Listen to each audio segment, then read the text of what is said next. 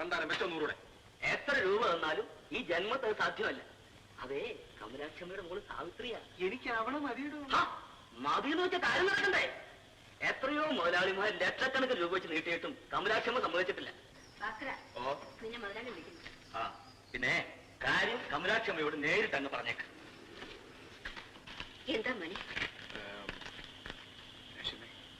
സാവിത്രിയെ എനിക്ക് വളരെ ഇഷ്ടപ്പെട്ടു. അവക്കൊണ്ട് ഞാൻ എന്തുടങ്ങി? വേണ്ട മുനി, ഈ ആഗ്രഹമേ നിനക്ക് വേണ്ട. ഇക്കാര്യത്തിൽ നീ എന്നെ അമ്മയായിട്ട് തന്നെ കാണണം. ഗതികേട് കൊണ്ട് ഞാൻ ഈ നരകത്തിൽ വന്നു വിട്ടു. പക്ഷേ എന്റെ ജീവനുള്ളവരെ അവളെ ഈ വഴിക്ക് വിടുകില്ല. അവള് വെളി നിന്നാ പഠിച്ചത്. പഠിത്തം കഴിഞ്ഞു. ഇനി അവളെ ആരുടെ കൂടെങ്കിലും മാനമായിട്ട് പറഞ്ഞു വിടണം.